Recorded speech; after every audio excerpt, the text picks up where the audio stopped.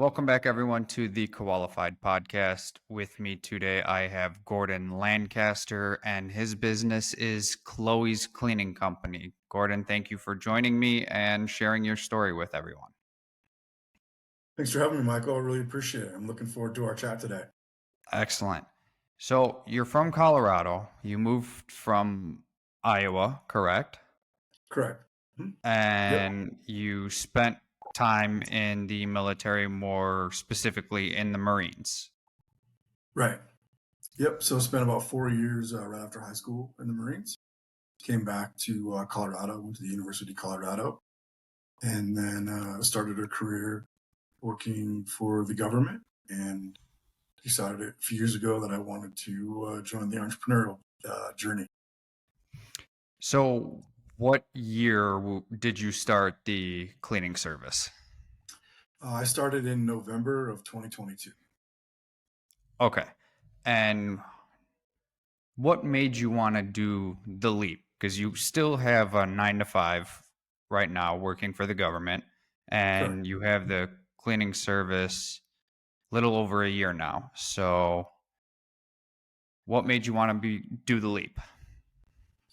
Yeah. So I think, I'd always kind of had the entrepreneurial spirit, messed around with a few different um, just sort of doing some reselling on the side. A few years ago, I tried to do some Amazon FBA. Didn't quite work out the way I wanted. Margins were pretty tight, but just kind of always thought that I'd wanted to do something.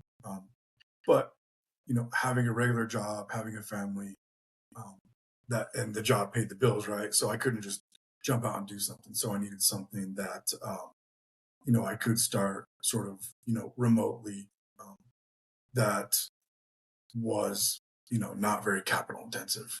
And so after doing some research, kind of following some different people on different social media platforms, decided to take the lead. Anybody in your family a business owner that you could kind of bounce ideas off of and learn from them? Not really. No. I mean, I just sort of just decided to do this on my own. And you're currently doing this by yourself, nobody No, else, no absolutely. partner. You Yeah, and you I have a also jumped into a coaching mentorship program too that sort of led the way.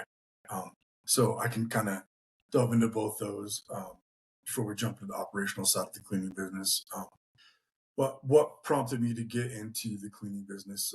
So I did a coaching academy through Home Service Academy with Johnny Robinson and Sergio Selesky, and then my coach to them is Trevor Pond. He wanted to shout out. Um, but I know they're partners with you guys, and they're great. They're great coaches, and their academy, their offering is amazing. And so for me, like I wanted to do something that I knew would scale, that had a proven track record, and um, that would give me the tools and resources to do something fully remote with minimal time required that I could work on early in the morning, in the afternoons, evenings, and weekends. So because I have to do my regular job, I travel for work. I have teams all over the country, so I needed to be able to focus on that. You know, sort of 8 to 5. I also coach high school baseball and help out running a youth league. I ran that for 12 years and actually just stopped doing that this year. So you got your hands full with Yeah. things all over with a 9 to 5, coaching. Now this Mhm. business for just hit a year in. Right. You really got your hands tied here. So how much did you invest when you first started? Let's start there. Yeah. So I think, between the coaching and a website and just getting the business started, I would say it's maybe 10 grand. I'd say probably about 9 grand. So, and since I had a 9 to 5 and I had some capital, set aside, that I was willing to say it was a sunk cost initially, like talked to my wife, told my kids I was doing it. They kind of chuckled, "You're going to run a cleaning company?" So they got a kick out of that. But it was like, hey, let's shoot for the stars and see what happens. And, we hit the ground running. So I signed up with Home Service Academy at the beginning of October, hired my first cleaner, October 31st. I was actually just looking in booking qual to just kind of prepare a little bit for this. I had my first clean November 1st um, of 2022. Actually, it was a nightmare clean. My provider was late, was ghost in full ghost mode, um, and Beautiful. and the customer was he was a truck driver and he was on the road and he was trying to get his house cleaned for his wife who was already upset. So I got introduced to the operational nuances of home cleaning on day one, and so I had to deal with all that, but didn't scare me away. Battled through it, um, but realized right away that I needed some help. And so when you asked me about doing it by myself, I'm a family owned business, and so uh, my sister in law helps day to day. So she basically runs um, the sales calls, and then we recently hired an assistant overseas that is also learning sort of the tricks of the trade. We're training her and everything so that they can kind of tag team on different days and be flexible in their work schedule. My sister-in-law, Claire, is a stay-at-home mom, and so she likes the flexibility, being able to do what she wants to do when she wants to do it, um, minus taking the calls to book sales. So, S- so yeah. So you recently got a VA, and then your Mhm. sister-in-law is office manager for the Yeah, virtual office. essentially, yeah. We call her the sales and operations manager, and then our VA is a sales assistant. So her focus is to allow Claire to be able to pull back and be much more operationally focused, and the VA can handle the day to day. And so that's kind of how we're. And so we're also trying to shift not only from residential, but a little more into commercial janitorial, but also be able for Claire to go to network groups, go to like real estate open houses, stop by local apartment buildings, property managers, stuff like that. So she's going to start shifting her focus to, um, networking and different revenue streams versus just the straight residential that we focused on for the first, roughly year. So you wanted to lock down some recurring revenue with Mhm. residential and make sure you have capital going forward. And now you're Correct. looking to expand some more, which is a fantastic idea. Instead of just staying with residential, you can Yeah. lock So, I down mean, recurring contracts too. yeah, so we actually we have I think a couple of different properties now that we're cleaning, and I'm trying to stay away from anything that requires uh, you know any sort of capital, right? So we want to partner with like property managers or like um, sort of low touch, if you will, like bathroom bathroom cleanings at restaurants, stuff like that, office buildings, not looking to shine any floors, have buffing machines, do anything Don't want to do a super. high school gymnasium No, with those no, big ass machines. not today, man. Maybe in the future again. We just hit 15 months. Like I said, we got a pretty good book of recurring revenue. I've been able to pay everything off.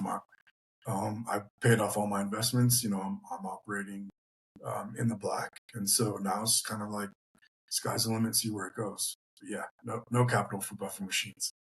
Isn't that fantastic feeling from, 15 months ago, starting out, finding Johnny and Sergio and Home Service Academy and, just getting your feet wet with it. And now you are profitable and have all these employees. And it's just that moment where you could breathe and be like, I made it. Looking back, it's Yeah, been a journey, huh?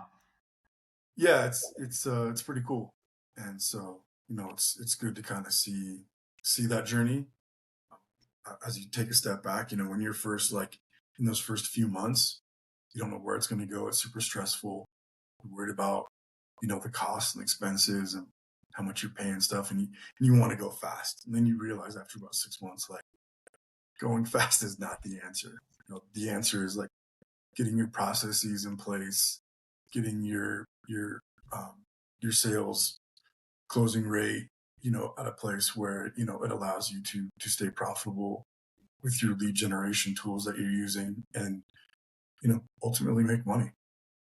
For sure. What would you say in the last 15 months has been your biggest challenge with either starting or just getting to the point where you're at now? Well, I think for on the personal side, it's just been balancing everything, right? So, I told you I'd been running a youth organization for about 12 years. I was president of a baseball and softball organization of about 2,500 kids.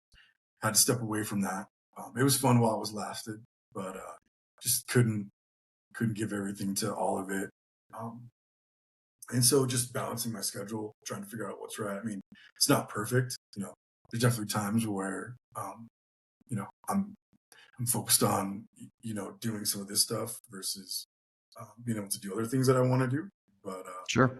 ultimately, I'm still able to help out, coach some high school baseball, spend time with family and friends. The kids are on Christmas break right now, and so we've been skiing, we're going tubing, so able to work stuff in sort of different cycles. I think initially it was hiring good, reliable providers, and I think we battled that for the first 6 months. Now we have roughly about 10 folks working with us. I think we've been up to about 14. So we have some that are full time, some that are part time, some that are basically just on the full book of recurring, some that book on their own, call us when they need some short term um, overflow. Um, but it took a while for us to dial that in. And when I say a while, that's 6 months out of 15. Now it's pretty good. We know what to expect, and but so I would say for the first part, after that, it's been kind of, just sort of shifting away from, okay, realizing this is a real viable business that's actually profitable. So, um, cleaning up the books, moving from a spreadsheet to actually working with a bookkeeper and an accountant, getting the P&L in order, and then um, kind of deciding where I want to take it from residential to start shifting a little bit into the commercial and janitorial space. Getting your time set with everything, your nine to Mm. five, this new business, your wife, kids, the youth group. How I know it was hard because I know I try to do two things, with spending time with my wife and dog and cat and the business. That's hard. But you have even more things going on. So, how do you accomplish that work life balance? Well, I mean, obviously, I think I'm working my 9 to 5, full time. I'm fully into that, and so really, it was sort of being able to build the trust with my sister-in-law Claire and our VA to make decisions without requiring my input, um, and then ultimately having time that I'm available and then when I'm not to put back into the business. And then so really it's just been able to sort of decide what works and what doesn't. There's a lot of text, there's a lot of Slack communication going on, but really it's just been like being able to, as the volume has increased and the recurring cleans have increased and the operational challenges have increased, it's been building out the processes, documenting um, everything, and really sort of getting our operations dialed in, getting our lead tracking dialed in, and having a P&L. It really just gives me snapshots of the day, the week, the month, and now ultimately the year.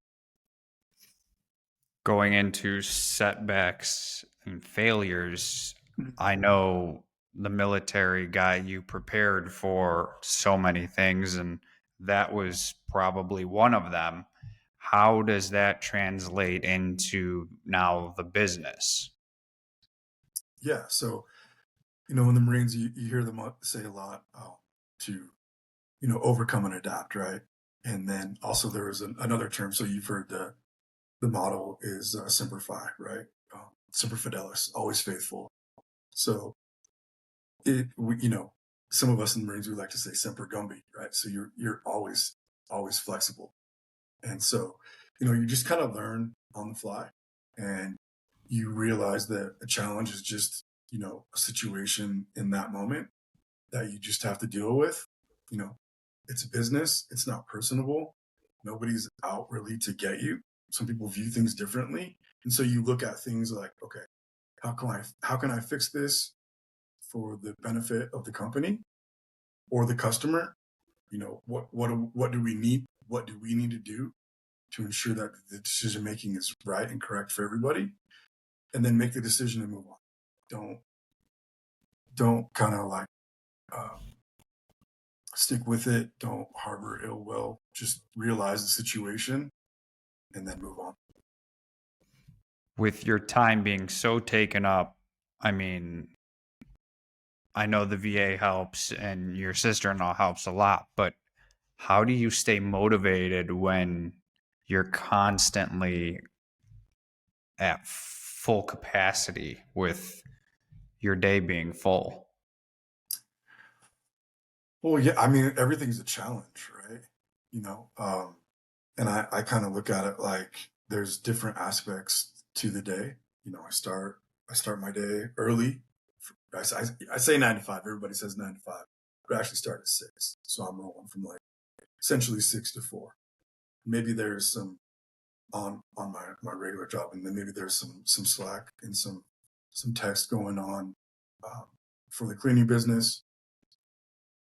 But ultimately, it's just kind of looking at each day, figuring out what we're working on, and then trying to solve any problems that we have. So it's really day to day. I think stepping back gives you an idea of what you're working on, but you have to really focus on each day in order to be successful, because it can be a grind. I'm not going to lie. Some days it's just like, man, I don't want to deal with any of this today. And it can be painful. It can be painful. Kind of going back to the saying that you just mentioned, was it semper gumby? It's just Yeah. be always be flexible, right? Every Yep. day is a new challenge and you just got to take it a day at a time. And when, shit hits the fan, take it on the chin and wait it out till the next day. Pretty much, man. There's always things, Venmo fails payroll, or yeah, cleaners don't show up, customers cancel with the cleaners there. It's just there's after a year you've kind of hardened yourself that water pumps for cleaners go out midway to the job. There's all kinds of crazy stories, but yeah. Well, like you had that your first day on the job.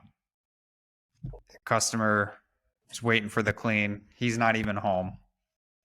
Provider is a no show, no call, ghosted you. You had to jump into customer service mode and just knowing how to handle that from day one. So you got a taste of it right from the get go. Yeah. You didn't It, have to wait. no, there's no heartfelt, puppy dogs and kitten story for that first customer. It's it, it was the full scale of the cleaning business. I would honestly almost rather have that personally than kind of wait it out a couple weeks or months before, if it slowly Yeah, got into it. sure. Just hit me day one with whatever is bad and just go from there because you learn from your failures more than your wins. Yeah. Yeah, I mean, and it runs the gamut. It's like you're shifting the cleaners that you hire. They're not linked in with Stripe. Those first couple, you're trying to help them with the integration. You're paying them with Venmo, and then they can't figure out Stripe. They have some weird one-off bank that doesn't want to connect to Stripe, and so it just through the integration and booking qual. So you learn everything. So As much Yeah. as tech helps us to streamline everything, there's still a gap with people's learning curves with things Yep. and going forward. And honestly, tech doesn't always work out, like we had technical difficulties setting this up earlier. So Yeah. it happens to the best of us. Right. And and at the beginning you just want to say yes. You want to say yes to customers, you want to say yes to providers. And now we're kind of at that place where it's just like we have our methods, we have processes and procedures, and we follow them now. And it's not like we're not yes to everybody. We're not going to be, we're not going to close a $50 Google LSA lead now because they want $100 clean on a $400 job. We're not going to tell a cleaner they can start the job 4 hours later. We're going to say, no, you're going to be there in an hour or we have to reassign it. Whereas before we would have been doing all that song and dance. We'd have discounted a $400 clean to 200, just ate and, had enough there to pay for the lead. And, now we just, you know, we have plans and we have to execute on them. So would you say that would be one of the most important lessons you've learned in the last 15 months is kind of sticking to your guns and not breaking or deviating from your processes? Yeah, 100%. And that's some of the guidance that Sergio and Johnny and Trevor give. They have a very well, curated course from, how to set up your LLC, hiring cleaners, hiring VAs, you know, mapping out the first time you want to go through a P&L, sales, a closing script. I mean, they show you everything. Um, and especially when you start to feel a little bit of success, you want to move off that. You maybe want to move faster, or I don't need to do it like that. And you get reality checks. And so yeah, 100%. Stick to the process that gets you there, that you're successful with, and then don't deviate from it. And it can be hard. Like I have working capital to start up. I wasn't too concerned about you know losing money at first, right? Like I knew that ultimately if I stuck with it and saw it through, that I would make it work because I was seeing other people inside of the Home Service Academy and on Twitter. So I've seen some of the interviews that you've done. I've talked with a few folks that have been through the booking qual educational community, and I've done meetings with them on on their own because of the relationships we built just by messaging each other on Twitter. And so that's another place is that cleaning Twitter is an amazing resource as well.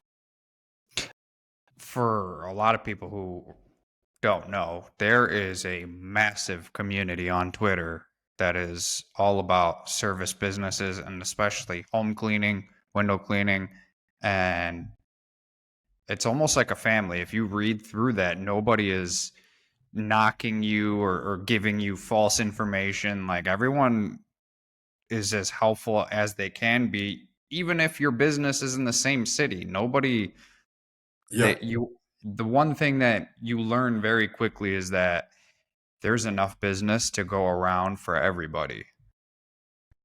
yeah, 100%. I've talked with other cleaning companies that are here locally. We farmed out business. I've messaged one-off cleaners on Facebook that I've seen message in a few of the Facebook communities or the groups that I target that I couldn't fulfill a job that day or the next day, and I just gave it to them.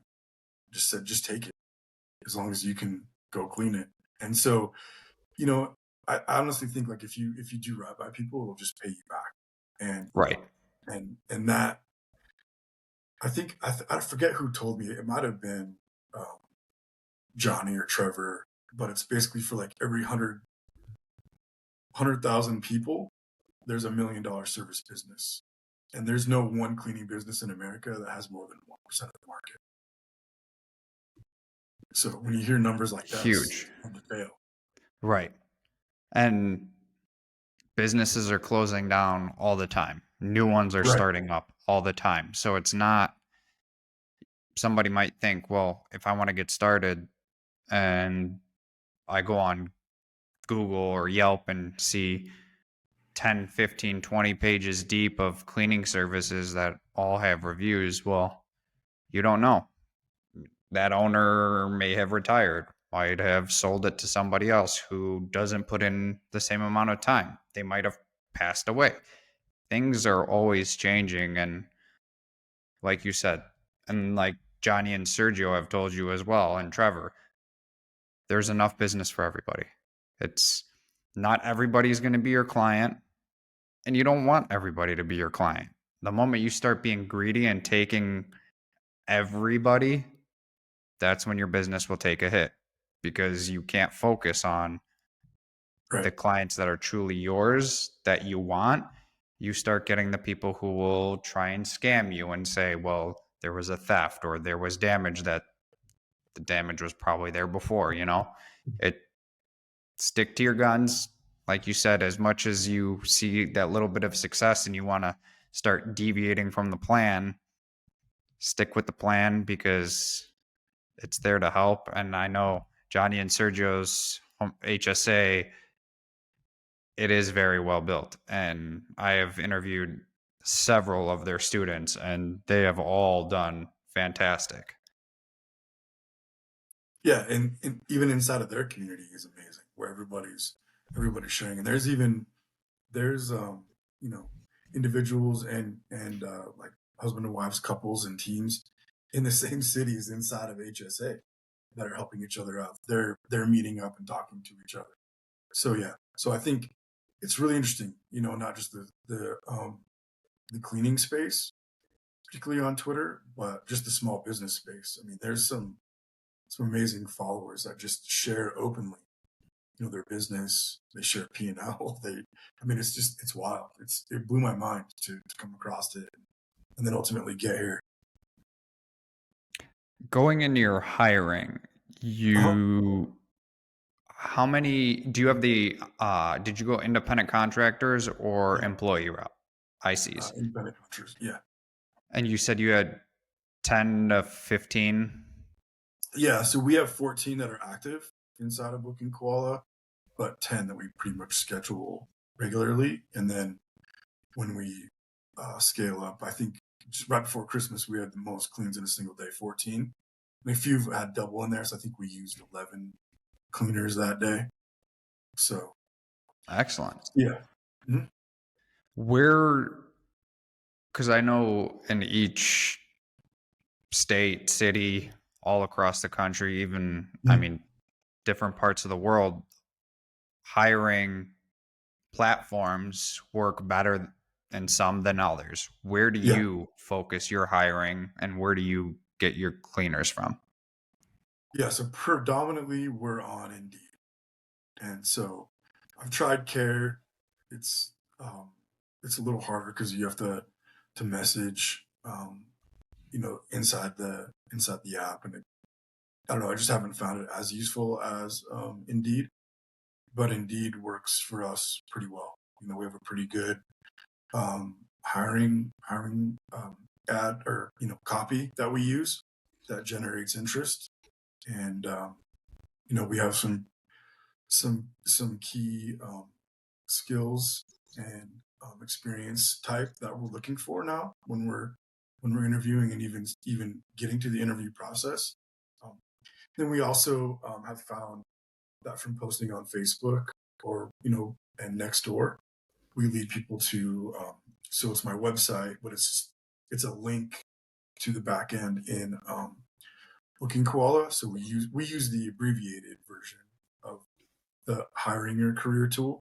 So we have the form generation that populates, and there's like some questions in there that we ask about experience, transportation, and some of the products and tools that they use. We've found one key like red flag or immediate um, sort of notifier from cleaners is if they can specifically tell you the cleaning products and tools that they use. What do they use for stainless steel? What do they use on floors? What kind of mop or vacuum do they have, and why do they like it? Once you hear cleaners talk about those things, it's almost just like, okay, we're good. How long have you been cleaning? Maybe they're at another company and they didn't like the way they were treated or whatever. So you kind of already like, okay, we might have something here, So um, you kind of pick it up. But like I said, that took us a good 6 months to really dial in, but we pretty much got it dialed in now. So if somebody said that they use Windex for everything, cleaning floors, stoves, all that, you wouldn't hire them? I would ask them if they were an extra in a movie from a few years ago, but yeah, probably not. I mean, I might ask them to elaborate and give them a second chance, but yeah, that or Fabuloso, a mixture of Fabuloso watered down. That is kind of a deal breaker. Yeah. Yeah, for sure. How long would you say your hiring process is from start to finish, days wise? Um, Or I mean, steps wise? How many yeah. check steps do you have? So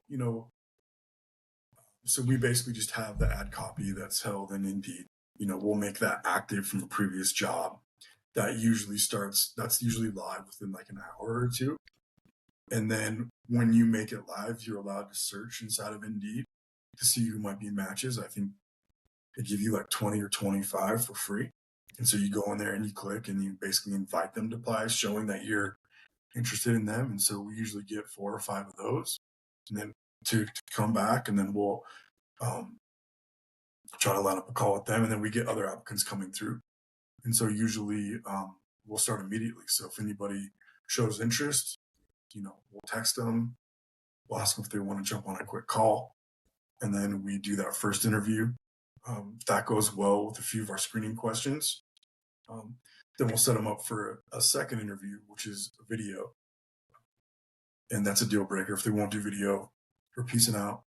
Um, but then we run through the video process with them.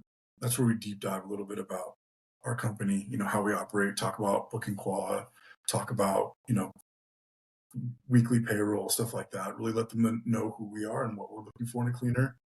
Asked a little bit more about them, and then we decide if we're going to hire them. What is your ideal candidate look like?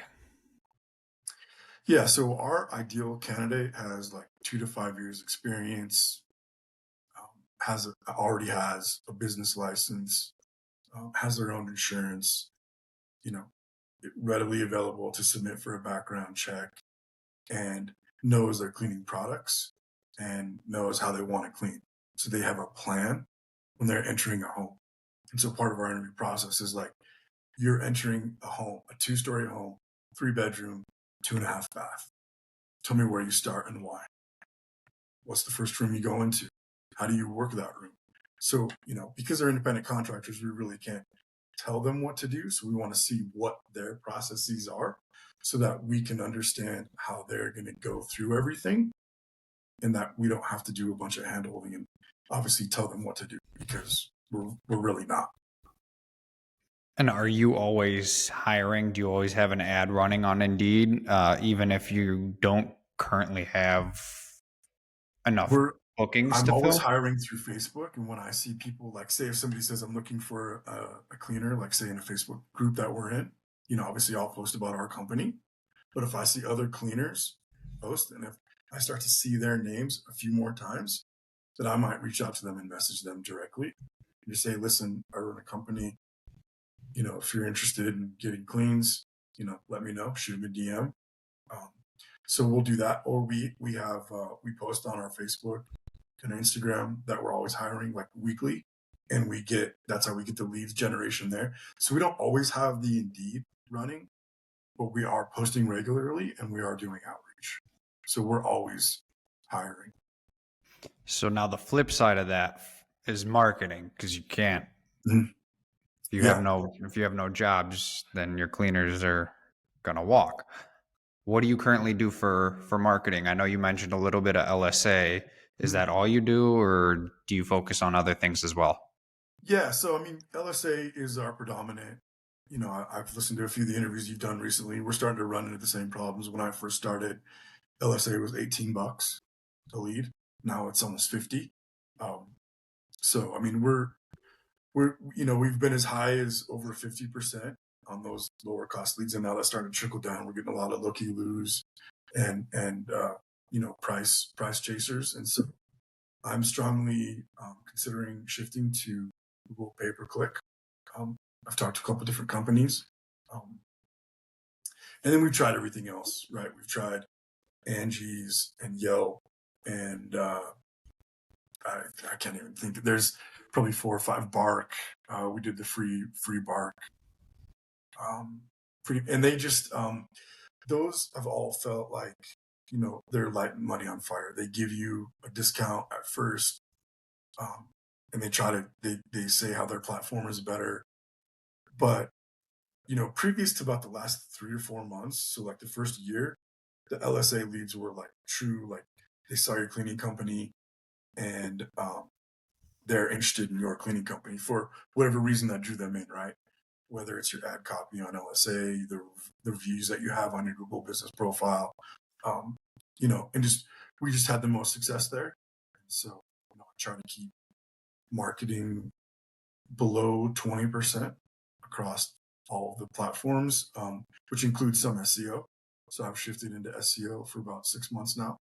Um, so working with a partner on that as well.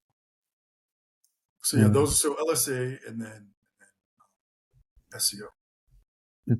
Do you have any horror stories with any of the other platforms, Angie's, Yelp, anything from those? Yelp, yes, Yelp basically like they gave me I think 300. Like if I put in 100, they'll give me 300. I don't remember exactly what the offer was. I knew it was 300. Maybe it was 300 on my end, and they were offering me something. Um, but if you didn't get out of it at the right time in that subsequent month or whatever, um, I ended up getting charged even though I turned everything off. Like I'd read from everything on Twitter and everywhere else that like it was hard to get out of. So I did it and then I tried to stop it and I still got charged, I think, for 2 more months. So I was really frustrated by that. Angie's would call a lot when I first started with them, and they would call from LSA. And you can't, yeah, they would That's change phone shady. numbers, That's and so they would cost me money. And depending on how you answer the call, is how you can dispute, the lead from LSA. And so if they give you their contact information, LSA may or may not, you know, agree to your dispute and just reject it. So I've had a few of those with Angie's, and then other companies that call like local advertisers. I know that's kind of odd, but like people that are selling like magazine services and stuff like that will call from LSA, which is very, very frustrating. So now we know, like, we ask, hey, who are we talking to? We kind of have a little script for answering LSA before we get like the pertinent area where you're calling from. So one time, so not to get too far into the weeds of LSA, but like there's a Lakewood, Colorado. Well, there's a Lakewood, Washington State. We got a lead from Lakewood, Washington State. We disputed it. LSA denied it because we got their contact information and we were able to provide them a quote. It's like there, it's another state. It's 1,000 miles away. So yeah, anything to keep the money is, anything. yeah, that's Even the big boys. Yeah, absolutely. I had an acquaintance that worked for Yelp, and she may or may not have confirmed some of the things that business owners have, let's say, passionately talked about. yeah. And I'll leave it at that. It's So, frustrating, man, that they do that. I mean, they're a big company. They should have better ways to deal with stuff like that. absolutely. And how do you expect to keep your growth going Right. and not tank when questionable practices are being done on a daily basis? And some people may call it theft, others may call it something else, but it's shocking to hear some of these Yeah, stories from people and how they lock you in on things. it's It's definitely deceptive. I think it was you had the interview recently with Poyet. Is that how you say yes, her name? And it was the $19 company. You guys were talking about the $19 yes, yep, company. Yeah, we saw. I was watching the bowl games on the first during the Washington. Oh my gosh, Washington Texas game. We saw their advertising. And they were like, my son was like, "How are they doing $19 cleans, Dad?" I'm like, "They're not. They're locking you into a contract." yeah. It's I get their Facebook ads weekly, and sometimes it will be a daily basis, and I'm like, you are, and it'll show because on Facebook you could see how many comments are left Yeah, before you click in, and then when you click into it, it'll say, okay, there's 25 comments, and then you click it, and there's only 5 showing, and 20 are hidden. Wonder why those 20 are hidden? Because they're yeah, getting called out. yeah. Customer loyalty is Mhm. huge. And I know every business owner that I've interviewed feels very strongly about that. How are you handling it on your end, and your sister-in-law as well? How do you guys focus on handling the customer loyalty?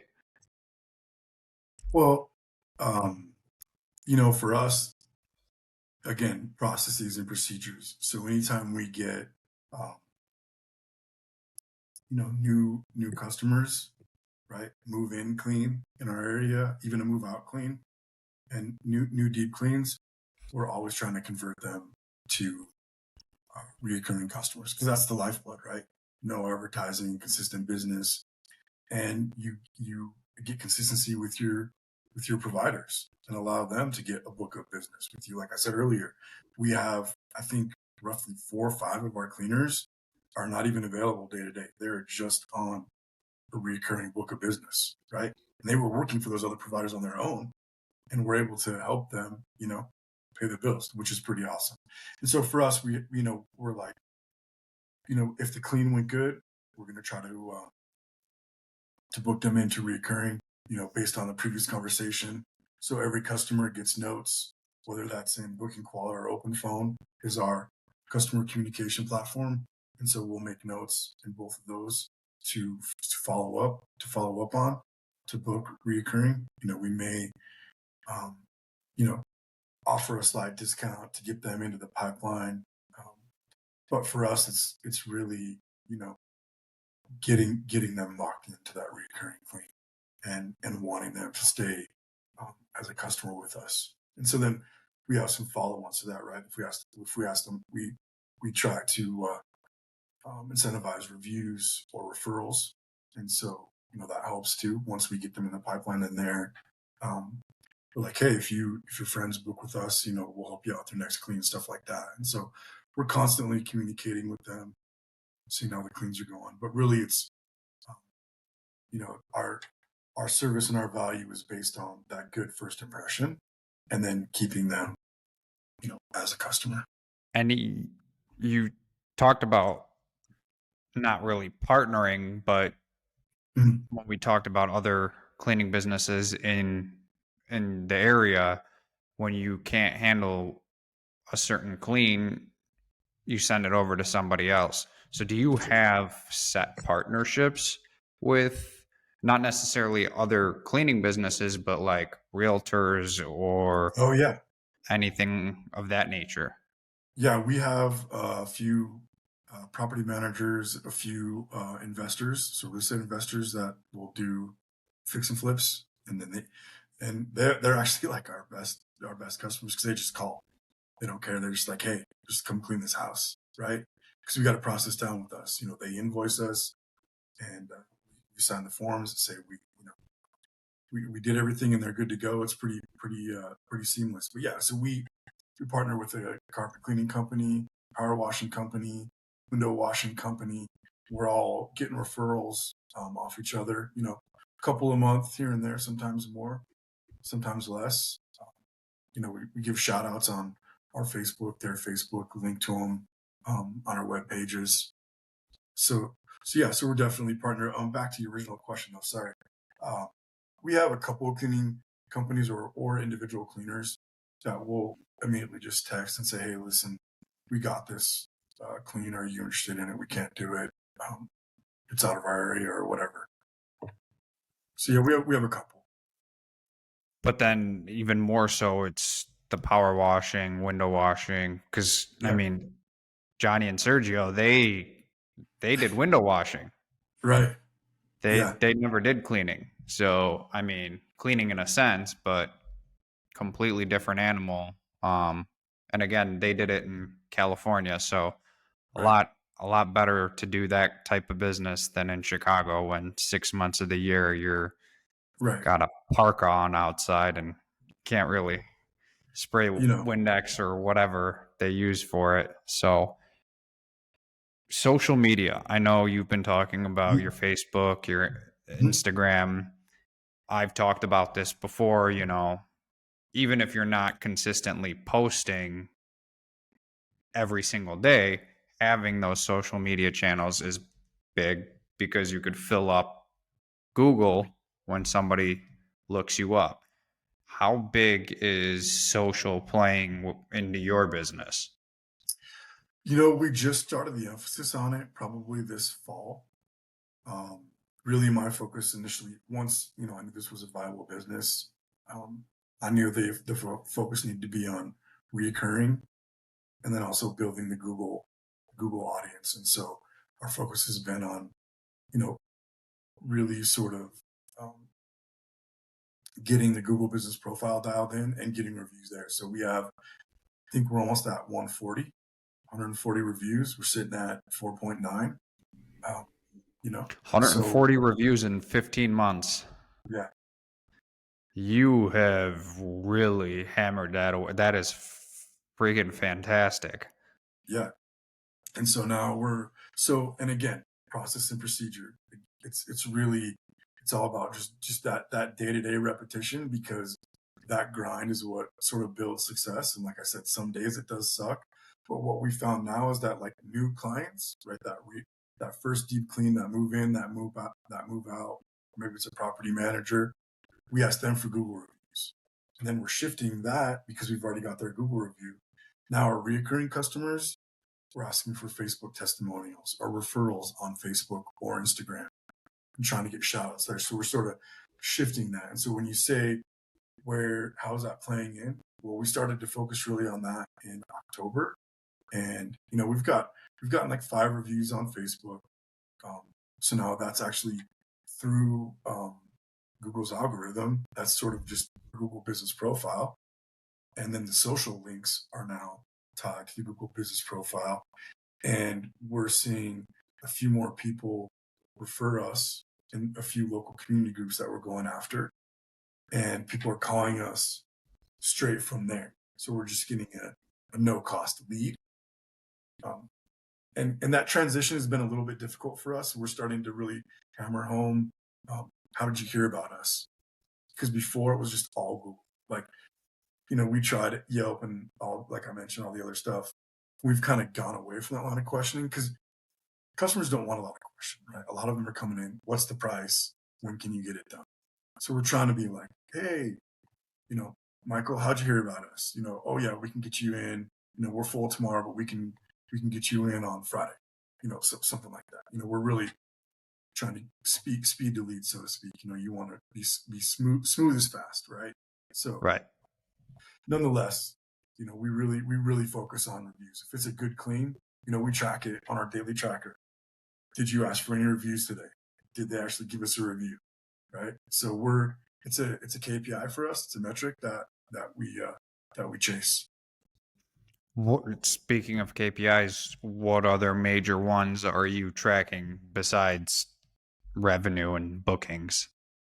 Oh, well, I mean, we have a pretty healthy spreadsheet that tracks it. I mean, you get the daily snapshots inside of inside of Booking Quala for like revenue cleans, you got the dashboard, shows you what's going on.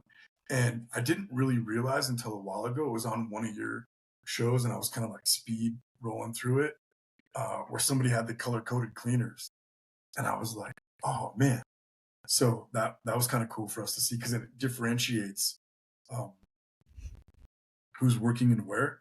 Because we do have independent cleaners, and not gonna lie, everything's not roses there. It's different, and so it's hard to get them to clock in, clock out. It's hard to get them to set their availability inside of Booking Call on a consistent basis. Um, but we track literally everything, Michael. I mean, we track on a daily basis incoming calls, closed deals, revenues booked, cold emails sent from any list that we have that we're working on, cold calls made, leads that we're following up with from like previous LSA. And then we have the whole book of business inside of Booking Call, right? So we have our whole previous customer contact list that we pull down, and we can look and see just by quick filters, right? Remove duplicates. Then you can see that just by doing that simple Excel filter, you can see they only did a one-time clean. Okay, we'll just hit them up, right? Go back for the last 3 months and pull out every one-time clean, hit them up, and see if we can't generate some more business there. So we're really tracking daily, and then weekly and monthly. We're looking at recurring cleans booked. We're looking at recurring clean cancellation, um, and so like I said, I know this is going to be one of your questions towards the end, but I think since we're here, this is a good segue. Is just you know I'll leave the what's working great for Booking Quality till later, but what I'd really love to see is like a third party integration. I know you can zap out. I know you can input some data in, you can upload some data. But I mean, if you could have, even like if we could pay for it, like, a Google ad API, or a lead gen integration, right? Or map integration. So you're seeing like where your service area, you put in an address, you can see where like which cleaners like you could put in like an area where your cleaners can go to. So just being able to kind of see, um, and then get the square footage auto populated versus chasing that down. It is crazy to me where people it's turned into an argument a few times where customers will be like, my house isn't that big, and you're like, I'm on Zillow, I'm on Redfin, like, yes it is, and you're in the middle of trying to book a lead, but you don't want to argue with them, but it's like Right. so frustrating, and you're like, hey, listen, like, the way we book jobs is value based, right? It's the square footage of your home, the bedrooms, the bathrooms, and it's the trust that we're selling you on. And so, that's part of the value proposition. And so having that information potentially auto populate with a good data set, just like a good map data set, I think would be good. So third party integrations, again, like, I know we wouldn't, the cost of Booking Qual are minimal, right? It's amazing. It's amazing value, especially on the mid tier. So I know it would cost more, right? Whether it was through a monthly fee through you guys, or paying for that integration, then you guys just added the API or something. But I think that would be awesome, just to be able to track lead flow a little bit different, right? I know there's leads and I know there's reports, but like, where did the lead come from? Did you book that lead? If you could slowly start to add some of those integrations into Booking Qual, I think the the the level of it expanding to, instead of that base level CRM, and that cleaning, or service based business, I should just say cleaning. I think there's a lot of potential for you and the Booking Quality team there. Absolutely. I mean, like, you already know kind of where the questions are asked, Yeah. and from watching previous videos, we definitely are always taking, new feature requests. So we know that a lot of people are asking for more expansion on the apps and integrations. Mhm. Um, whether it be Zillow, Redfin, anything like that, I know that it's already been jotted down, and we will be looking at adding that in for sure. Because it is, I didn't realize how crazy it is when you have some customers who don't want to be truthful, and they live in a 3,000 plus square foot house, and they're like, it's 1,200 square feet, and your cleaners show up, and you're like, I can't do this in 2-3 hours. This is a whole day job, and now they got to get on the phone with you or whoever your office manager is, and be like, Yeah. hey, we either got to reschedule or you got to send somebody else out here, and it just becomes a whole headache. So we will definitely be working on expanding that section for sure. Kind of segueing into revenue wise, Mhm. 23 just ended. And how much did you end up doing in your first full year? Just so last year, well, this is going through January. Let me just edit this real quick. Sorry, I'm getting it there. Give me just 1 second. No problem. Okay, I did 3. 342,000 in your first year. Yes. Well, first calendar year. I think if I went back, it'd probably be a little less, but yeah. That is fantastic numbers. What are you projected to do this year? Uh, that's hard to tell. I mean, I'm sitting on, well, we are sitting on about 24 in recurring to start January without any lead gen, and 20 for February on the books. And so some of that might be some fall off due to the timeline that recurring allows you to to go month over month, or I guess whatever my setting might be. So I know sometimes some of that stuff falls off. So, we're on track to, I would say, hopefully better that. Obviously with lead gen and new booking, um, and the investments we're making in SEO, that you know I'm trying to temper expectations, but I'd like to see us beat that goal by at least 10%. So we went off three easy math 350, so we got another 35 onto it. So What would you say was your biggest factor in hitting that 340 to 350? processes, a good sales script, and just you know, good communication inside the team, right? Like, and that's not just with myself and my sister-in-law Claire, but also our VA and the cleaners and our customers, right? I mean, they have expectations. They don't like it when we say we're supposed to be there at 8 and we're going to be there at 12. So it's just constant, communication and level setting. You know, some of our cleaners have built such good relationships with their customers where they're going weekly or bi-weekly. They're texting them more frequently than we are. And so sometimes when the schedule changes and we don't know it, it gets a little frustrating, but you like to see that relationship's there, that the customer entrusts us to be the overall, um, service provider, right? Um, but that they have a cleaner that they know that they can trust that's coming. And um, so yeah, so really it's just been able to manage everything and have processes and procedures for everybody, and then being trustworthy and reliable, right? Like I said earlier, part of our value is um, our customer service. When you scroll through our Google reviews, and I would say at least half of them, somebody's being named. You know, whether it's the cleaner or the customer service of Chloe's cleaning company or Claire. You know, um,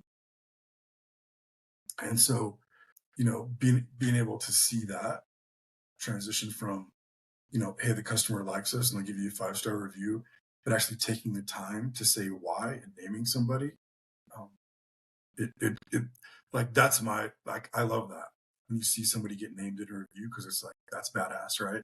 Absolutely. They love us, right? And so, for us, and the team at HSA. I mean, I wouldn't be here. I wouldn't have been able to scale that quickly without them, right? I mean, I could have started up, and I've seen a bunch of people bootstrap to massive success. PJ did. He's doing better than me.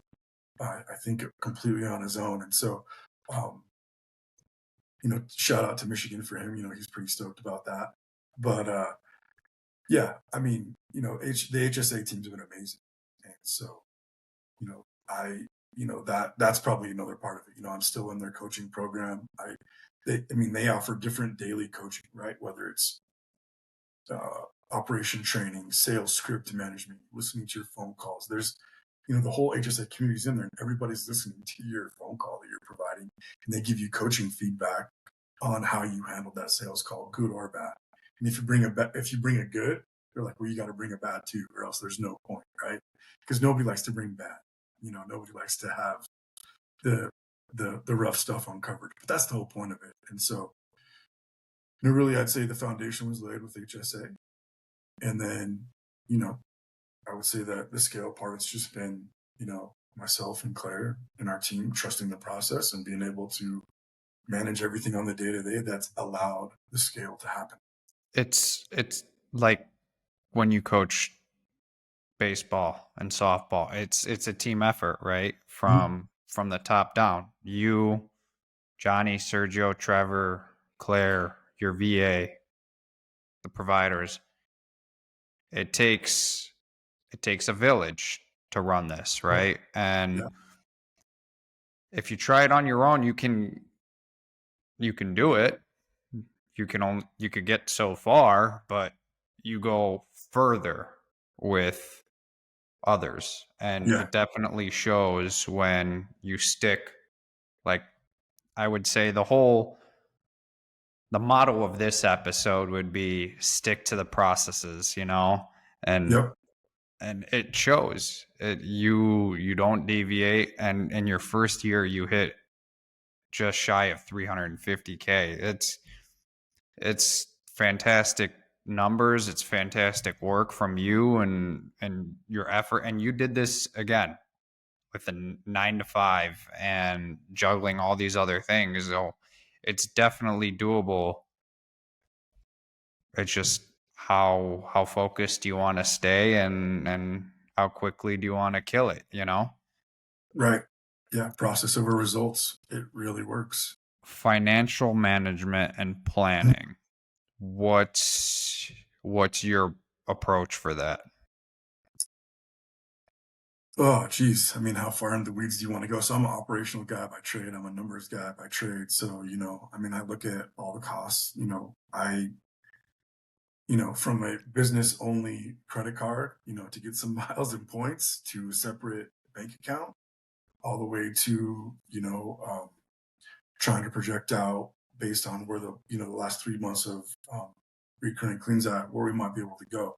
Um, but I mean, for me, we track the daily operational stuff, and then I'm looking at LSA spend daily and weekly, and then I'm tracking all of that monthly in a spreadsheet, and then I have a bookkeeper.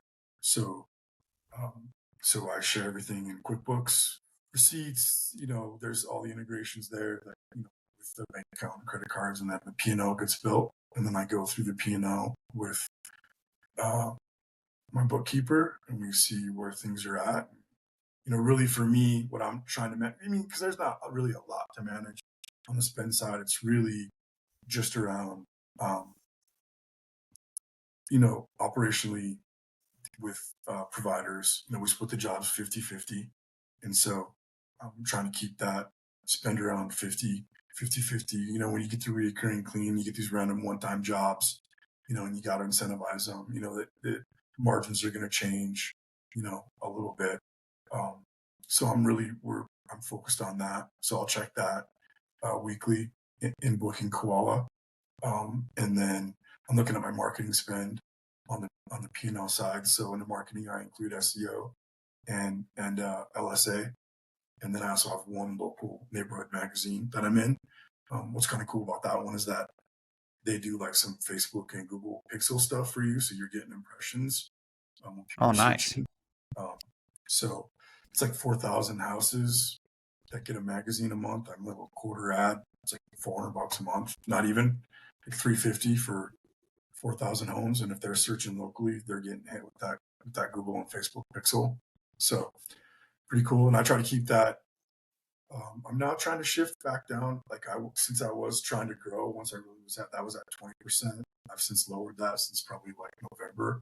Trying to keep marketing. So really, basically, I've just decreased my LSA to try to be under 15% monthly. So when you say like project out, I'll take 3 months, take that, and kind of be like, all right, here's what my projection is going to be. Here's what I'm preparing to spend on LSA because that's really my only variable cost, and then the provider payment out. And out of that 342, what's your gross profit? Um, I don't have it up in front of me. I mean, like let me see if I have.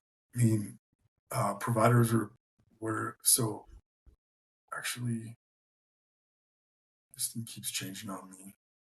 My revenue number is actually different. It's saying it's three. Sorry, it wasn't updating earlier.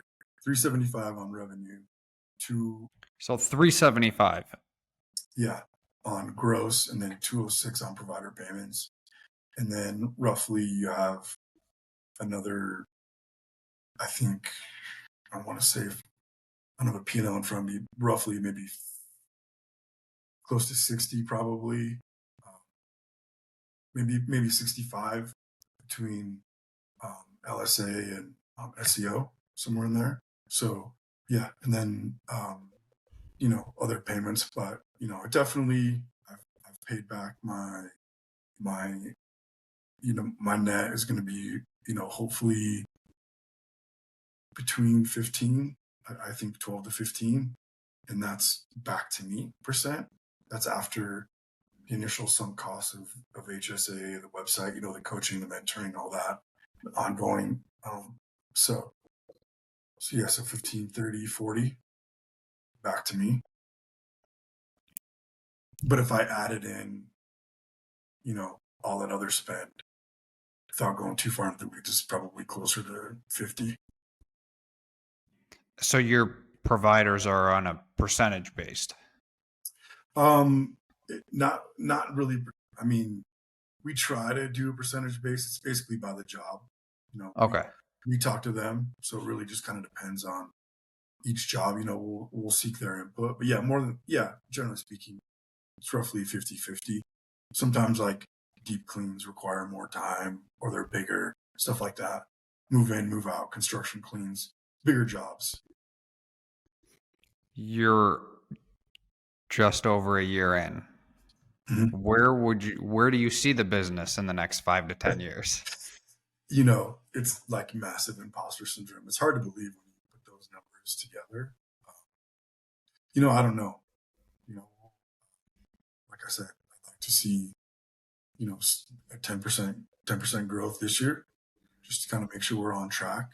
You know, I don't have, um, super astronomical goals. I'm not trying to change the world.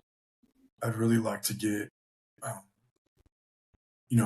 more. I'd like to double my Google reviews. I'd like to improve social media reviews and get more organic leads. So I think that's where our focus is going to be this year, and maybe even still try to keep LSA the LSA the spend the same, or marketing the spend the same, and just really try to grow that way instead of cutting costs, because I could easily cut costs right now and just sort of let it ride. But I do think that like there is definitely room to grow significantly. I had a thought, but I lost it. Are you trying to at least quit the 9 to 5, or is that not even a No, thought? no, no. I really want to get this to where I'm remote, like, and I'm not in the day to day, right? Like if there's an emergency or if I have the day off, I'm in it, um, or at least like not during the operational hours. So if I can streamline it, maybe add another, um, VA. So we're focused on sales and operations, um, and really be able to step away and just let it grow that way. So it really is sort of that remote 5 to 10 hour a week thing, and just kind of see where it goes. Um, because if I'm there and then I have clean books, then it's like then you have a verifiable business, right? It's not just a owner operator. So that's where I'm trying to go, is just see if I can get there. I think one of my personal goals is to see, can we get to 50K recurring cleans? I think that would be kind of cool. I don't know when that would happen, um, but I mean, damn, you're halfway there almost. I yeah, mean, we could talk next year this time, and you could be there. yeah, yeah. I mean, I'm down for it. It's just a matter of yeah, I don't want that to be the focus, but that's definitely like something that's kind of hit my mind. Is like I think like that's where it's something real. And you're only in one location? Well, that's kind of weird for me too. Even like when you get into SEO, like I just say Denver metro area, so it's Okay. almost like saying Chicago or something, or neighborhood or Sure. whatever. I mean, big city. Yeah, Sure. I'm not focused on like one. Now I do have neighborhood focused, particularly with the website and SEO, but like LSA and GBP are more broad. But you're not like Denver and Seattle and No, no. Scottsdale or just Denver. I thought about it early on. I actually talked to Neil Perek. Um, he's a cleaning franchiser through Made This, and I talked to him about franchising and scaling to another location. Maybe like 4 months in, and he kind of laughed, and he was like, "Hey, man, dial in your processes, dial in, what you're doing there, and show that you have a viable business, and really get everything dialed in so it's all documented. And if you weren't there for 2 weeks, the business will still run." So that's really what that's been my focus completely on before expansion or anything else. And I'm almost there. I think once we get the VA dialed in and a good, 30 to 40 booking uh, close rate, and that's really going to sort of seal the deal. Going now towards the software and Mhm. more the tech side, Yeah. how big is tech playing in your business ops? Well, I mean, it's everything. I mean, booking koala is our lifeblood. It's where everything starts for our pricing model, and it starts the conversations with our customers, and it allows us to have the success that we have. And it's really not just booking koala, but I mean, it's mostly like 90%. And then the other tools that we're using, um, Twilio are for text messages, open phone. open phone. Yeah. So really, that's Stripe for payment processing. Um, and really, it's pretty simple. I mean, those are the main ones, and then you have all the options, right? You have different lead generation tools. You have your own spreadsheets. You have your own tracking methodologies. Yeah, I mean, technology is the future, and having a website, having a Google Business Profile, having a CRM, and then a path forward is really the only way you can be successful. Would you want to attempt this with spreadsheets and Word docs? Oh man, no. Do you I mean, think you yeah, would get sure. as far if you A couple did? of months. No, hell no way. No. I mean, especially, I mean, what I've been with you guys for 15, 16 months, I think it's been 57. So I haven't even graduated yet to the other, to the next level, because I haven't, fully needed to. And so like you guys not raising prices and providing that valuable to your customers is amazing. I mean, it's amazing. And so, I think for me, it's like that next step is, what do I want to do inside of booking koala? Where do I go with that? And so I think, third party lead, third party integrations with you guys. It's sort of like almost like the company's growth and the scale will dictate that. Right now, with what we have in place, has allowed us to get here. And with two administrative folks manning it, they're not even really tapped out. One was, the second isn't. So, so yeah.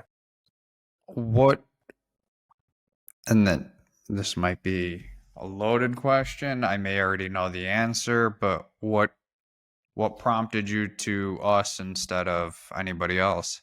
Yeah, so I think you already know this answer. I mean, it's definitely part of the HSA recommendation. Now, that notwithstanding, I was looking at starting this bootstrapping it online before I entered into the coaching, and I did look at Maid Central and Launch 27.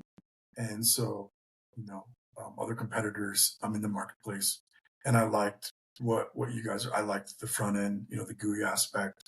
I liked obviously, the price point, um, and the community was beneficial.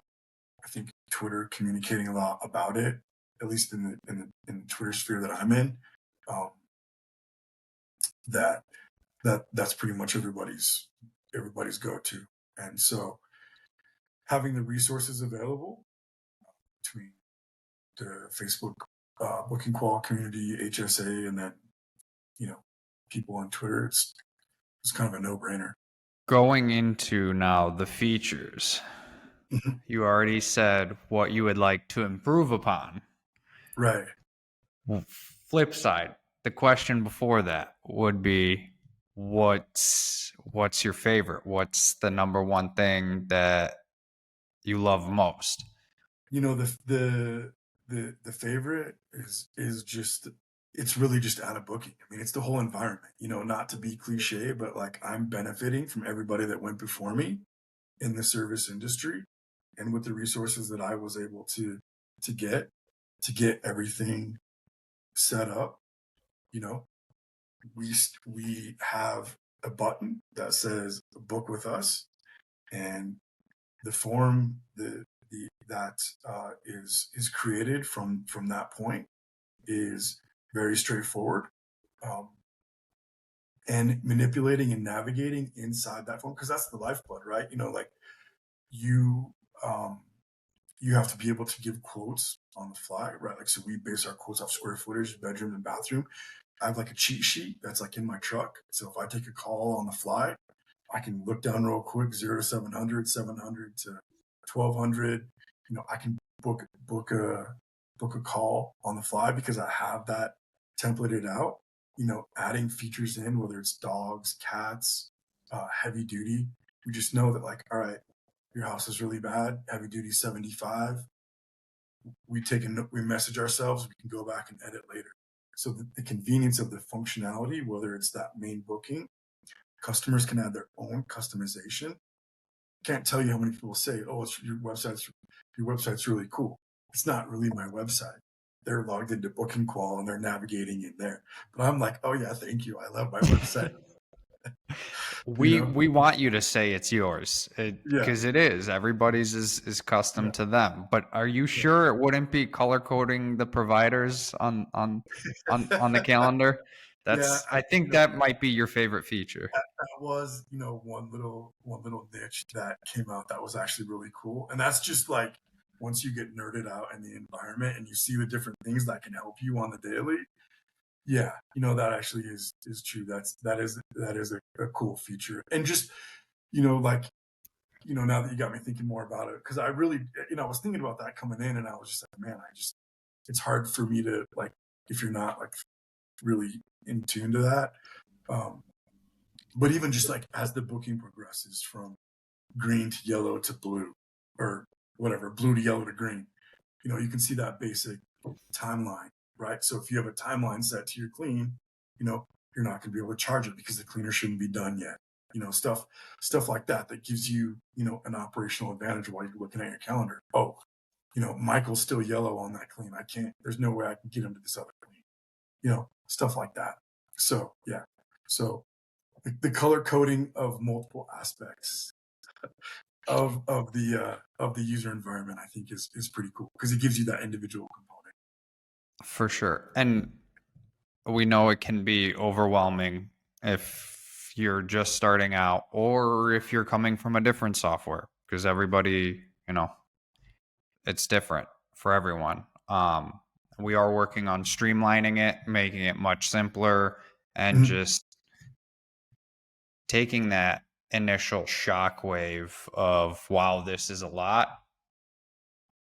But again, going back to what I've stated in other interviews, is it's going to be a lot because there are so many options, because there's not one way to run a Right. service business.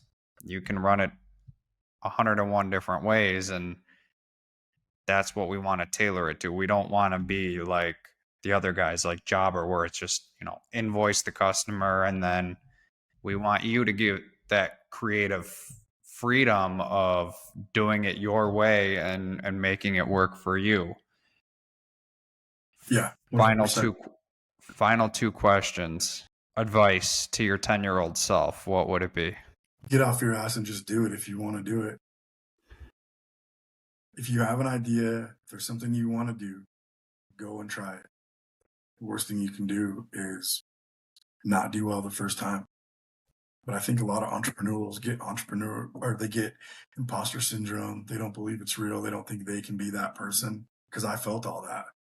It still kind of feels weird um, that this has been so successful.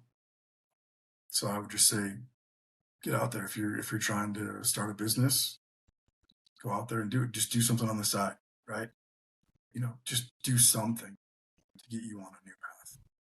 And so my advice to if you think you can, you probably can. That would be my advice to them. I love it. And a last one. Are you happy? Yeah, man.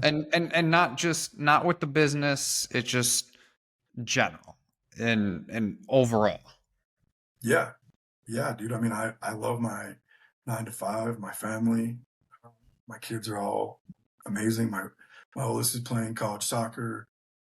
My other kids are successful in school and sports. And I have a great family. And then the cleaning business is just it's amazing. And you know, being able to be where I'm at here talking to you today, sort of stepping through it all has been awesome. Even just thinking about like, you know, preparing for this a little bit and sort of looking back on the last year. When you take a step back and you're not in the day to day that we've talked about, and you look back, um, and you have a story to tell that you didn't believe you could even get through the first day where the guy's cussing you out, it's amazing. So yeah, man, I'm stoked. Excellent. Love it. Love to hear it. And out of any of the questions, the happiness one is always my favorite because it's not asked enough. Yeah, People just go by and, how you doing today? Kind of, oh, okay, But getting down and just asking, are you happy? You know? Gordon, it was a pleasure. Thank you so much for taking the time out of your extremely busy day, um, and yeah, just man. being able to hear your story and your success has been absolutely wonderful. Thanks for having me, Michael. I appreciate it. This was fun. So Of I course. appreciate it. Thank you for doing it for our community. Absolutely. And we will definitely get you back on in the future and see where you're at. I know you'll hit that 50K a month recurring very quickly because you've already killed it this far, this quickly in the first year. So appreciate it. Everybody, stay tuned next week.